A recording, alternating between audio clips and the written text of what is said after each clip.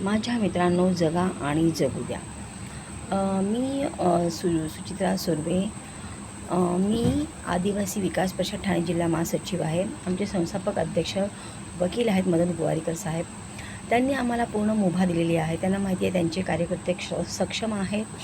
ते जनतेच्या न्याय हक्कासाठी लढतात. मग ते स्वतःसाठी न्याय मागण्यासाठी झटू शकतात. ते सक्षम आहेत. अच्छा, आता मी अनुसूचित जातीची पीडित महिला, जे समाजातील विकृत बुद्धीचे जे लोक आहेत, समाजकंटक त्यांनी पिडलेली आणि आता पोलिसांनी पिडलेली. पोलिसांनी का पिडलेली?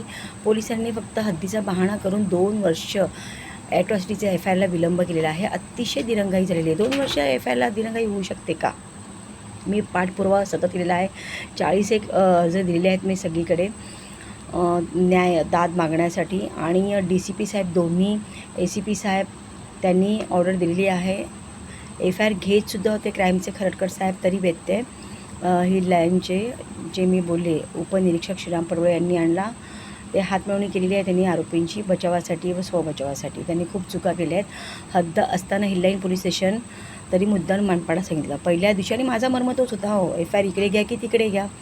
मानपाड्याचे 9 पोलीस म्हणतात आमची हद्द नाही आहे आणि जबरदस्ती त्यांना हद्द वाढवून मागितली श्रीराम पडवळे यांनी. माझ्या तपासात सगळं झालेलं आहे. सत्य समजलेलं आहे मला की श्रीराम पडवळे यांनी हद्द वाढवून मागितली. त्यांना हद्द वाढवून मागायची काय गरज आहे? हद्द कधी बदलते का? निश्चित हद्द. आणि त्यांनी सचिव मंत्रालय त्यांची सूची दाखवली धामटण अंबरनाथ तालुक्यामध्ये. पण धामटण ती सूची पाहायची गरज पोलीस प्रशासनाला, पोलीस खात्याला गरज नाही आहे. तुम्ही तुमचा रूल फॉलो करा पोलीस प्रशासनाचा. ते किती किलोमीटर हद्द क्षेत्रफळ त्यांचं असतं? 22 किलोमीटर मी माहिती काढली. ते पोलिसांना ठाऊक असेल निश्चित किती. मला कोणी एक पोलीस 15 किलोमीटर, एक 22 किलोमीटर बोलले. मग धामटण फक्त 7 किलोमीटर आहे. म्हणजे हिल्लाईन पोलीस स्टेशनची हद्द आहे. हा किलोमीटरचा जो क्षेत्रफळचा आहे ना, ते त्यांनाच ठाऊक आहे. ते पोलीस खात्यात आहेत, ते आपल्याला सांगतील. आणि त्यांना माहीत आहे धामटण हे त्यांच्याच हद्दीत आहे. कारण यापूर्वीचे जे पोलीस होते ना, ढेरे साहेब वरिष्ठ होते, तेव्हा त्यांनी पाण्याच्या तक्रारीचे निरसन केलं. वरिष्ठ बदलल्यावर हद्द बदलते का? अजिबात नाही ना. हद्द निश्चितच आहे ना. वरिष्ठ 2-2 वर्षात बदलतात. हद्द बदलू शकते का? वरिष्ठ गेले की हद्द बदलली असं होतं का कधी कुठे? नाही होत ना.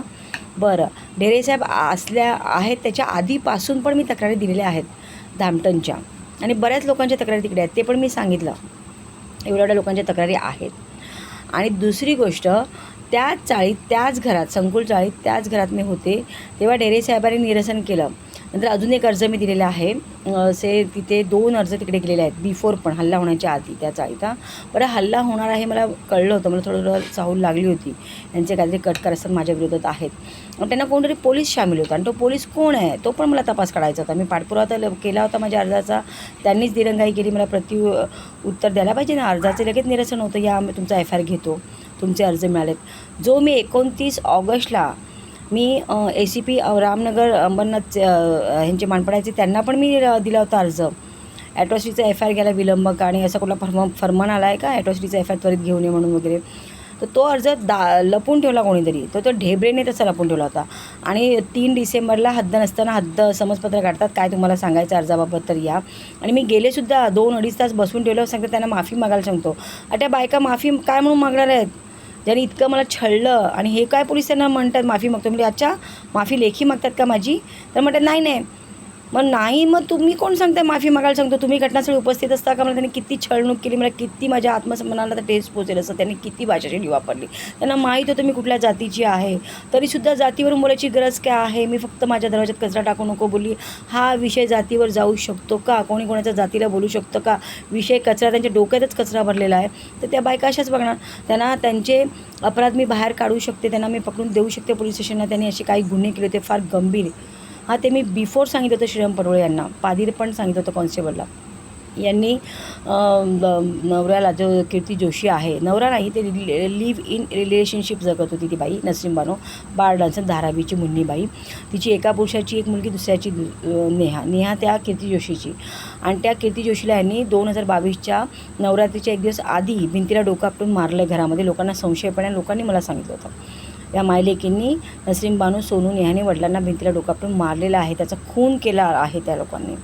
आणि हा क्राईमला जाणारा सगळा तपास. आणि अश्विनी जाधव त्यांच्या शेजारची बाई, तिने मुलगी विकली आहे. मला 11 वाजून 50 मिनिटांनी रात्री रक्षाबंधनला 2023ला फोन आला. हां, तिने सांगितलं, तिने मुलगी विकली, मी साक्ष देईन मॅडम. आणि त्या अश्विनी जाधवने पण लोकांची घरं पण लुटलेली आहेत. बरंच काय काय मॅटर आहे. त्यांचे अपराध खूप लोकांनी मला सांगितले होते आणि मी त्यांच्या करू शकते आणि त्यांनी माझे कुत्रे मारले होते. ते त्या मैदानाचा गैरफायदा घ्यायचे ते पण मी सांगितलं होतं. इथे व्हिजिट टाका, धाड टाका, इथे तू इथे किती गैरप्रकार अश्लील चाळे होतात या मैदानात ते पहा. त्या चाळीतली नेहा जोशी आणि अश्विनी जाधव मैदानाचा आणि लॉजचा फायदा घ्यायची. त्या स्वतःहून शरीर विक्री करतात. आपण सल्ला देऊ शकतो या चौघींनाही. नसीम बानो घरामध्ये, सोनू दिवा आणि भिवंडी लॉजमध्ये, आणि नेहा मैदानात आणि लॉजमध्ये, आणि ही अश्विनी जाधव लॉज आणि मैदानामध्ये. जे धामटणेश्वर मंदिर आहे जिथे क्रिकेटचं मैदान बोलतात, खोणी आणि धामटणीला लागून जे मैदान आहे. खोणू खूप पुढे राहिला. हे धामटणेश्वर संकुल चाळीला लागून मैदान आहे. तिथे सगळी मुलं क्रिकेट खेळायला येतात.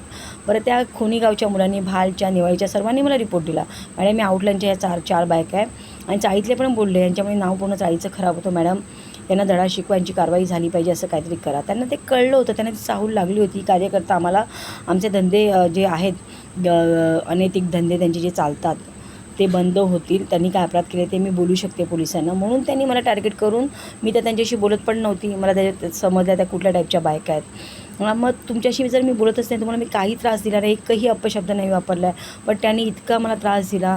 मी फक्त कचरा टाकू नको बोलले होते, त्याच्यानंतर उंदीर मेलेला टाकलेला आहे, घाण घराच्या दरवाजात टाकायचे, खूप प्रकार केलेला आहे. इतके घाणेरडी भाषाशैली वापरली ना, जातीवरून तर जातीवरून बरंच काही. मला मूल नाही त्याच्यावरून सुद्धा ते बोलत, घोडे का मूत पी. माझ्या मागे येऊन ती नेहा बोलायची, माझ्या मुलीच्या वयाची, घोडे का मूत पी तो तुझे बच्चा होगा. जिनके बच्चे नहीं होते उनकी कोई हैसियत नहीं होती. आणि खूप हसायच्या. हां, तुम भाडोत्री, तुम भिकारी, तुम्हारी क्या हैसियत है. म्हणजे इतकं प्रवृत्त करायचं ना. मी आता तिथून ते, मी व्हाईट कलर आहे, मी कधी कोणाला बायकांना मारत नाही, माझा रूल आहे. आणि मी मारामाऱ्या तशा पण मी नाही करणार आहे. मी पेन चालवणार, मला बाबासाहेबांनी कलम दिलेला आहे हातात. शेवटी मी तो रूम त्यांच्या त्रासाला कंटाळून, ती अश्विनी जाधव पण फेब्रुवारी महिन्यापासून तर ती जास्तच 2024च्या मी तू काय महाडी, मी शिवाजी महाराजवाली. अरे शिवाजी महाराज पण आमचे, सर्वांचे शिवाजी महाराज. मी शिवाजी महाराजवाली, मी कापून टाकते, माझे हत्यारे आहेत. मी हाफ मर्डर केलेली बाई आहे, मी एरोडा जेलमध्ये जाऊन आलेली बाई आहे, तुला मी कापून टाकीन वगैरे. हां, तू काय महाडी. त्या अश्विनी जाधव, नंतर ती नसीम बानो, तर ते 26 ऑगस्टपासूनच 3 नोव्हेंबरला पण त्या सोनूने वगैरे सर्वांना सामील. अश्विनी जाधव होती सूत्रधार, ती लपून मागे होती, तिला मी कधीच हेरली होती आणि तिच्याबरोबर तो पोलीस होता. त्या सर्वांनी कट मिळून त्या पोलिसांनी त्यांचीच हातमिळवणी केली. आता त्यांचा काय हफ्ता खात असेल नसेल आपल्याला ठाऊक नाही, ते तपासात निष्पन्न होईल. आणि तुम्ही जर शरीर विक्री करतात त्या बायकांना आपण काय सल्लाच देऊ शकतो ना, चांगलं काम करा, कष्टाचा पैसा कमवा, याच्या पलीकडे आपण काय त्यांना करू शकतो.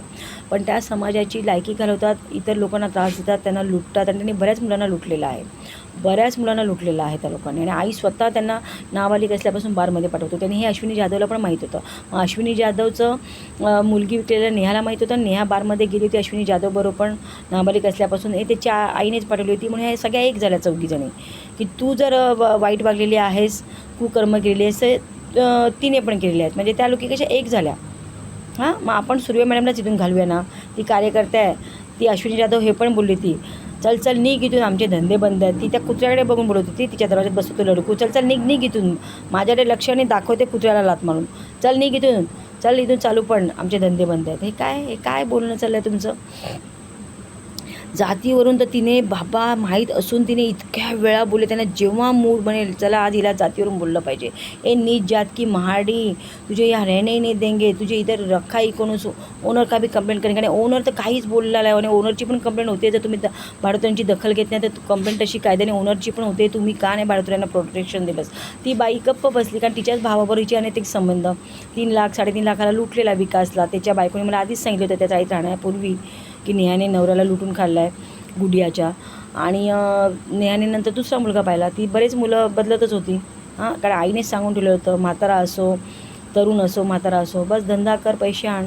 हां, तर त्या पदर टाकलेल्या बायका आहेत, त्यांच्याशी मी काय वाद घालणार होती. मी काय पेनच चालवू शकले असते, पण मी तुम्हाला त्रासच दिला नव्हता. फक्त त्यांना ती कार्यकर्ता समोर, ही सुर्वे मॅडम समोर नाही पाहिजे होती बस. हां, आणि चाळीतले लोक काय इतकं घाबरावं, इतकं. हां, तुम्ही काय बोलू शकत नव्हते. ते जर आधीपासून तुम्हाला पण त्रास देत होते, शिव्या देतात, मारतात वगैरे, तुम्ही एकदा पण बोलू शकत नाही पोलीस स्टेशनला.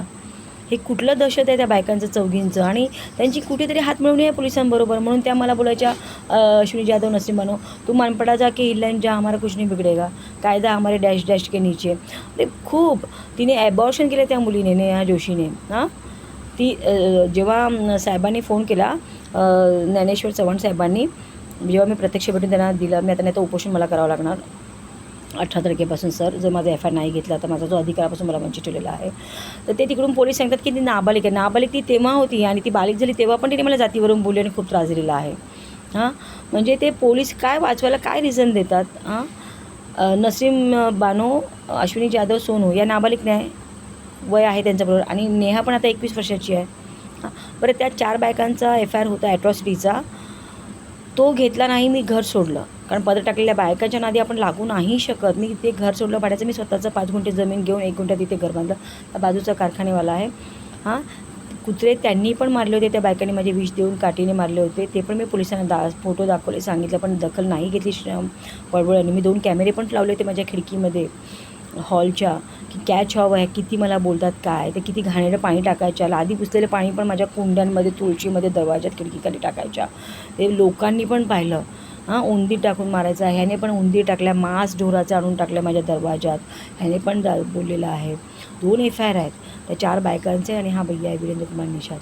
माझे दोन्ही FIR मी देणार, त्यांना अटक करणारच. कायद्याने होते. SC ST ॲक्टची अंमलबजावणी 1989पासून अगदी पॉवरफुल झालेली आहे. आणि आता गवई साहेबांनी तर बोलले पण, नो एक्सक्यूज, अँटीसेपेटरी पण बेल नाही मिळणार, ह्यांना नाहीच सोडायचं 90 दिवस झाल्याशिवाय नाही. त्यांच्यावर ॲक्शन कारवाई अगदी कडक आहे.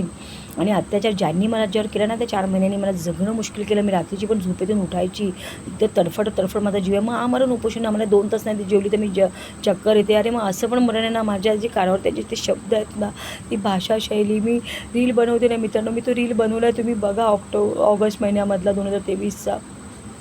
मला मूल नाही तर मला बोलायचा कोणाला अधिकार नाही आहे. तू माझ्या मुलीच्या वयाची. मी बोलले पण, साधना आराधना मेरी रह गई अधुरी, देखणे नटराजा कैसी आहे मजबुरी. अरे कुठल्या बाईला नको असतं बाळ. मला नाही झालं ना, माझं रिपोर्ट नॉर्मल आहे, मला नाही झालं, पण तू नाही ना बोलू शकत बांजूट. आणि तू माझ्या मुलीच्या वयाची, तू मला बोलतेस आई बोलते म्हणून. फक्त आई बोलते म्हणून. गुढीपाडवा आला तरी मी तिला गोड खायला प्यायला द्यायची माझ्या मुलीसारखी. मी तिला सल्ले पण दिले होते. यापूर्वी पण 2दा तिने त्या कुत्र्यांवरून भांडली होती. तिच्या कुत्र्याने माझ्या 3 मांजरी मारून टाकल्या, एकीला तर अपंग करून ठेवलं. तरी मी तिच्याशी भांडली नाही, कारण प्राण्यांना मारलं आहे. तिला काय बोलून फायदा.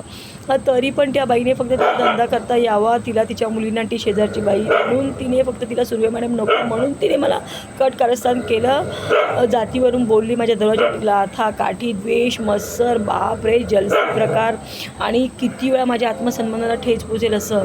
अरे तुम भाडोत्री क्या है, तुम भिकारी, तुम्हारी क्या हैसियत है. नीच जात के कहाँ से इधर आ गए रहने को, इसको तो यहाँ से निकाल के रहने का.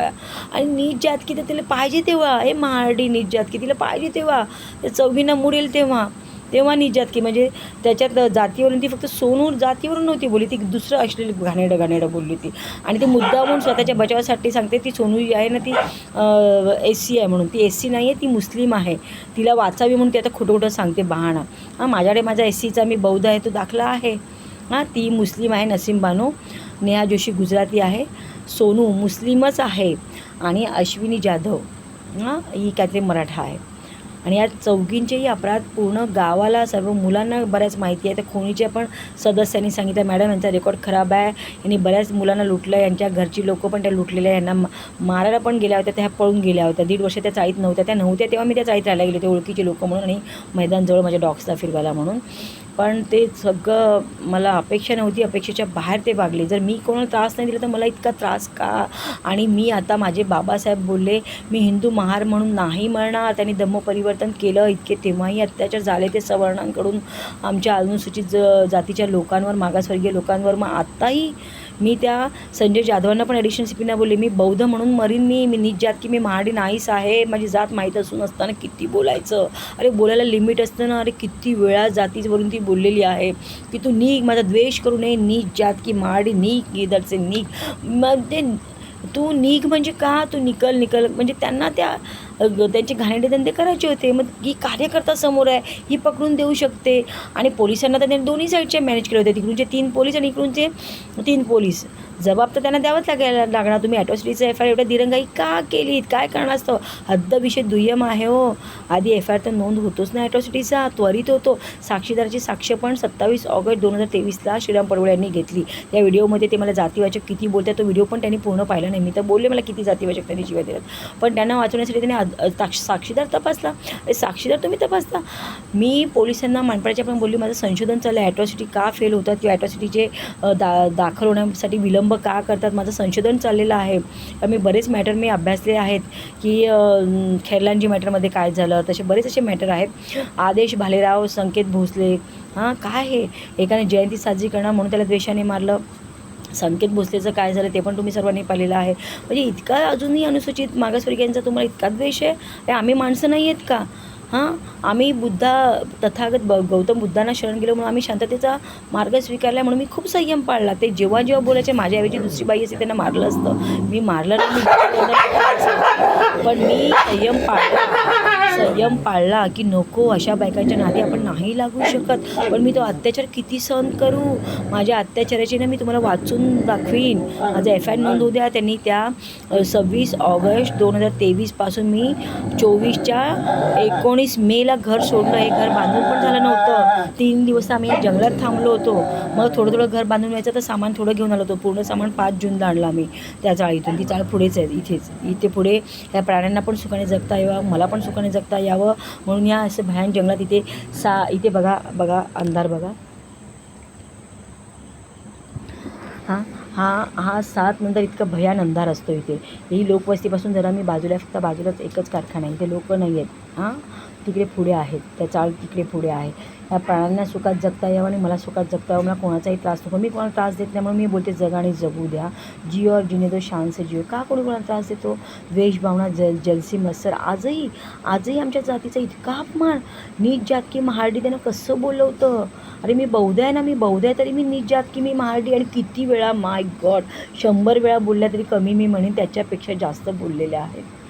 माझ्या मित्रांनो, मी उद्या उपोषणाला बसणार शेवटी. कारण पोलिसांनी, मी विश्वास पोलीस खात्यावर ठेवते म्हणून मी 2 वर्ष पाहिलं कुठेतरी खरा पोलीस भेटेल मला आणि तो पेन चालवेल. प्रामाणिक पोलीस बोलले पण की घ्या म्हणून ॲट्रॉसिटीचा FIR अरेस्ट करा आरोपींना, तरीसुद्धा दिरंगाई. तिथे ठामपणे बोलले सुरेश मदने साहेब प्रामाणिक पोलीस, श्रीकृष्ण गोरे साहेब प्रामाणिक पोलीस, ठामपणे बोलले हद्द नाही मॅडम. आणि इकडे ठामपणे बोलले महाले पोलीस आणि रोकोडे पोलीस, हे ठामपणे बोलले मॅडम आपलीच हद्द आहे. हिल लाईन पोलीस स्टेशन धामटण ही हिल लाईन पोलीस स्टेशनचीच हद्द आहे मॅडम. हे 4 सिंगम आहेत, बाकीचे पण सिंगम आहेत. जसं आपले DCP पाठारे साहेबांनी पण नियमाक दिलेला आहे माझ्या अर्जावरती 8 जानेवारीला. त्यानंतर श्रीकृष्ण गोरे साहेबांनी पण 25 ऑगस्टला आत्ता फोन करून संदीप शिवाळ्यांना सांगितलं ॲट्रॉसिटीचा FIR सुरवेंचा घ्या, आम्ही सकाळी त्यांना पाठवतो. तरी अजून दिरंगाई. आता पोलिसाला वाचवण्याचा प्रयत्न करतात म्हणून ते बहाणा काय करतात, मानपाडा सांगितलं तर ते 3 पोलीस वाचतील ज्यांनी हद्द नसताना मुद्दाम हो खोटं बोलले, पडवळला शामिल होऊन. आणि इकडे 3 पोलीस आहेत, ते हद्द नाही म्हणजे मग इकडे नको घ्यायला तिकडे जाऊ दे. अरे तुमची ही षडयंत्र कट करायचं मला कधीच कळलं. मी तपास लावला नाही 2 वर्षामध्ये, किती पोलीस त्या बायकांना शामिल आहेत ते मी लावला ना तपास. आणि दुसरा जो ॲट्रॉसिटीचा FIR त्याला पण कोण किती शामिल आहे तो पण सांगतो. मी 2 पोलीस स्टेशनला हप्ता देतो, माझं काही बिघडणार नाही, कोणी काय नाही, सगळं समजेल. मी बोलणार ना, माझ्यावर अन्याय झाला, माझे बाबासाहेब बोलले अन्याय कोणी सहन करू नये. आणि मी बोलणार, कारण याच्या पुढेही SC ST ॲक्टना स्ट्रॉंगली राबवला पोलिसांनी. असं पोलिसांनी पीडितांची दिशाभूल विटंबना केली नाही पाहिजे. मी आवाज उचलणार. उद्या 10 वाजता हिल लाईन पोलीस स्टेशनच्या बाहेर मी उपोषणाला बसणार. माझा FIR नाही घेतला तर अजून उद्या मी देऊन आले सगळीकडे पत्रक. मी उद्या उपोषणाला बसणार हिल लाईन पोलीस स्टेशनच्या बाहेर, उल्हासनगर 5.